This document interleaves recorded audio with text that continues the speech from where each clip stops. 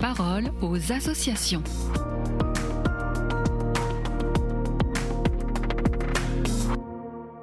Bienvenue dans la parole aux associations. Aujourd'hui, je suis avec Jean-Charles Mayer. Bonjour Jean-Charles. Bonjour. Alors, vous êtes le directeur de la communication et de la générosité de la Société de Saint-Vincent-de-Paul. Et comme chaque année, vous venez nous parler de cette grande campagne nationale. Cette fois-ci, quel est le message que vous souhaitez faire passer ? Eh bien, cette année, nous avons eu mettre en avant une idée toute simple. Il suffit parfois d'un petit rien pour changer une vie. Un petit rien, c'est une rencontre, un sourire, une écoute, un geste. Et en fait, c'est ce qui se passe chaque jour entre nos bénévoles et les personnes qui les accompagnent. Je vous rappelle notre slogan, être présent, tout simplement. Vous voulez dire qu'il n'y a pas besoin de grands moyens pour aider ? Exactement. L'aide, ce n'est pas forcément des projets gigantesques. Bien sûr, nous avons des structures d'accueil, des activités culturelles ou sociales, mais la base de notre association, c'est le lien humain.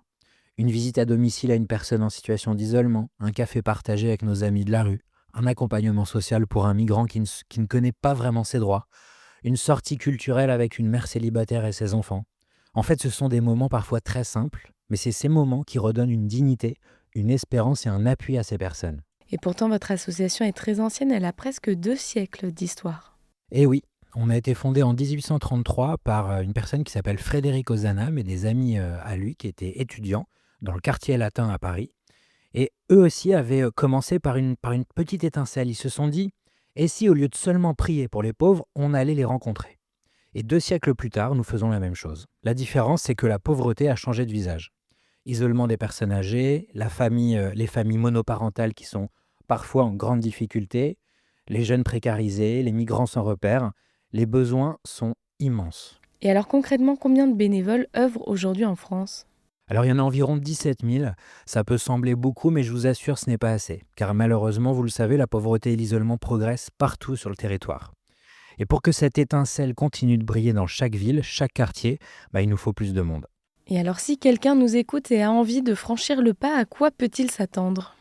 Alors il peut s'attendre à une aventure humaine avant tout. Quand on devient bénévole chez nous, on n'arrive pas dans une machine impersonnelle. On intègre une équipe locale, on choisit ensemble des actions qu'on mène et on peut même inventer des nouvelles initiatives. C'est ce qu'on appelle chez nous la subsidiarité. C'est la liberté d'agir au plus près du terrain et ça c'est hyper motivant. Donc chacun peut apporter sa pierre à l'édifice selon ses talents. Exactement, certains adorent cuisiner. Par exemple, à Lille, il y a un atelier cuisine qui est formidable. Et ensuite, chacun partage son repas ensemble. Il y en a d'autres qui préfèrent discuter, accompagner, écouter. À Nîmes, il y a des cours de français gratuits pour aider les personnes étrangères à mieux s'intégrer, à trouver un travail. À Strasbourg, il y a une camionnette sourire qui va dans les endroits ruraux, déserter des associations pour aller à la rencontre des personnes isolées. D'autres encore sont doués pour l'administratif ou même l'organisation. En fait, chacun peut mettre son énergie et ses talents au service des plus fragiles. Et ça, c'est vraiment la force de la Société de Saint-Vincent-de-Paul.